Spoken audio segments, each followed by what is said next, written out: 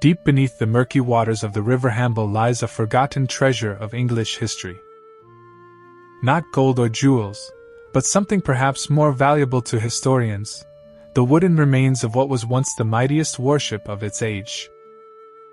This is the story of the Grace Dieu, Henry versus naval masterpiece that never fulfilled its destiny. The early 15th century marked a pivotal time for England's maritime ambitions.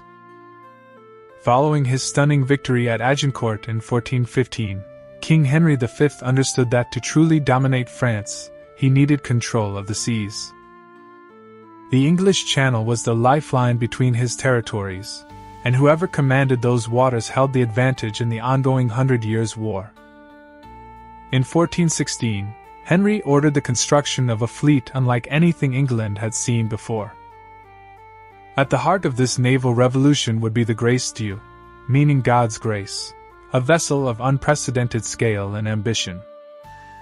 Built at the Royal Shipyard in Southampton under the supervision of Master Shipwright William Soper, this behemoth would dwarf all other ships of its era. When completed in 1418, the Grace Dieu stood as a testament to medieval engineering. Measuring nearly 220 feet long, with a displacement of approximately 1,400 tons, it was roughly 4 times larger than typical ships of the period. Its immense hull required over 3,700 oak trees to construct, an entire forest transformed into a floating fortress. But the Grace Dieu was more than just impressive in size.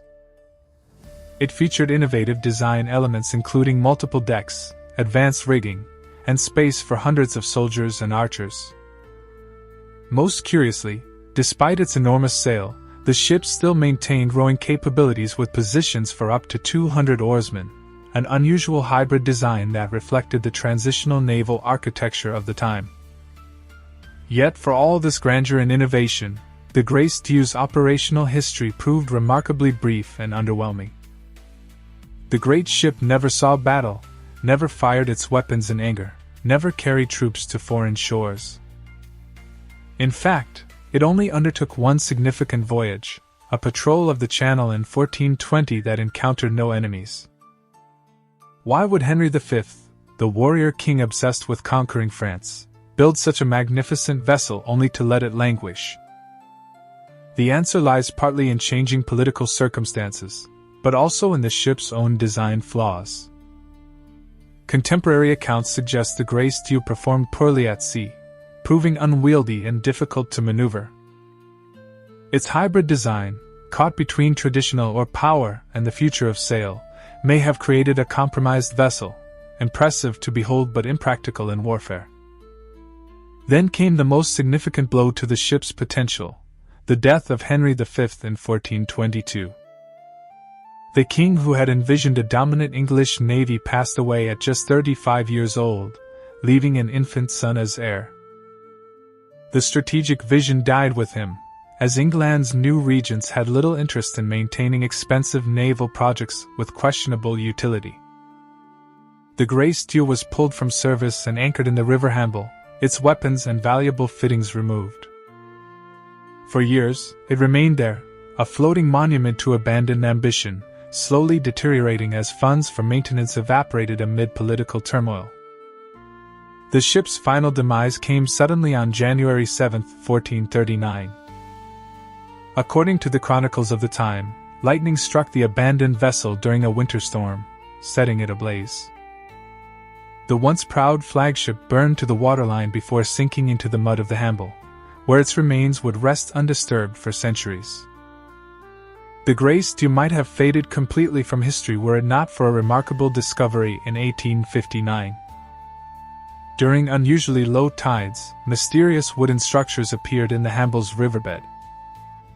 Initial investigations identified them as the remains of Henry's forgotten flagship, but it wasn't until modern archaeological techniques were applied in the 20th century that the full significance of the wreck was understood.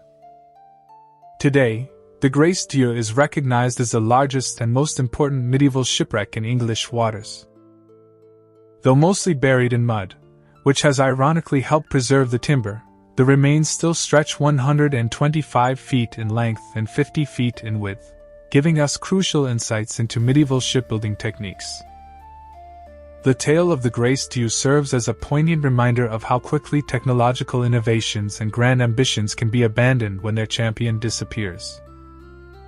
Henry versus Naval Revolution might have altered the course of the 100 Years' War and established England as a dominant sea power centuries earlier than it eventually became.